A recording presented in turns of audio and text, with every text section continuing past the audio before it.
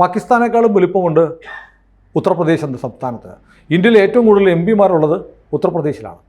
അപ്പോൾ ഇന്ത്യയെ സംബന്ധിച്ചിടത്തോളം ഏറ്റവും പ്രധാനപ്പെട്ട സംസ്ഥാനം എന്ന് പറഞ്ഞാൽ വലിപ്പം കൊണ്ട്, ജനസംഖ്യ കൊണ്ട്, എല്ലാം കൊണ്ട്, പാർലമെൻറ്റിലെ സാന്നിധ്യം കൊണ്ട് UP പിടിച്ചാൽ ഇന്ത്യ ഭരിക്കാമെന്നാണല്ലോ പറയുന്നത്. സാംസ്കാരികമായും അതെ, വിശ്വാസപരമായും എല്ലാം വലിയ. ഇപ്പം അയോധ്യ ആണെങ്കിലും വാരണാസി ആണെങ്കിലും എല്ലാം. അതുകൊണ്ട് ഉത്തർപ്രദേശിൻ്റെ മുഖ്യമന്ത്രിക്ക് സവിശേഷമായൊരു സ്ഥാനം, അത് BJP ആയതുകൊണ്ട് മാത്രമല്ല, ഏത് മുഖ്യമന്ത്രിയായാലും UP മുഖ്യമന്ത്രിക്ക് ഒരു വല്ലാത്തൊരു തലയെടുപ്പ് മറ്റ് സംസ്ഥാനങ്ങളെ അപേക്ഷിച്ചിട്ട്. എല്ലാവരും ഭരണഘടനാ പ്രകാരം ഈക്വലായിരിക്കും.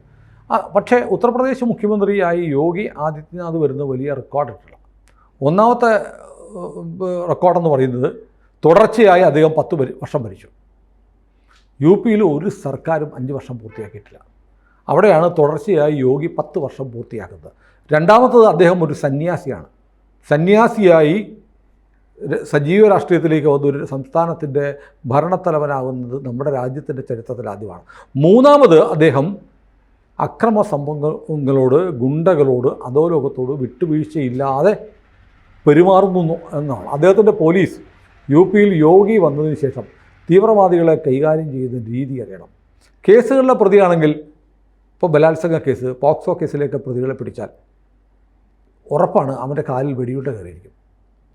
കാലിന് വെടിവെച്ചിട്ടാണ് അത്. ഇത് നിയമം കയ്യിലെടുക്കുന്നതിനെയൊക്കെ ന്യായീകരിക്കാമോ എന്നൊക്കെ ചോദിക്കുമായിരിക്കും. പക്ഷേ നമുക്കറിയാം, ഒരു കേസിൽ കൊണ്ടുപോയി കോടതിയിൽ കൊണ്ടുപോയി അവസാനം ജാമ്യം കെട്ടി അവൻ പുറത്തിറങ്ങി പിന്നെയും ചെയ്തു ഈ ഇരയെ വീണ്ടും ഉപദ്രവിക്കും. ഇങ്ങനത്തൊക്കെ ചെയ്യാൻ ഒരു മടിയില്ലാത്ത ക്രിമിനലുകളുണ്ട്. കൂടുതൽ വാർത്തകളും വിശേഷങ്ങളും നിങ്ങളിലേക്ക് എത്താൻ ABC മലയാളം സബ്സ്ക്രൈബ് ചെയ്യുക, ബെൽ ബട്ടണും അമർത്തുക.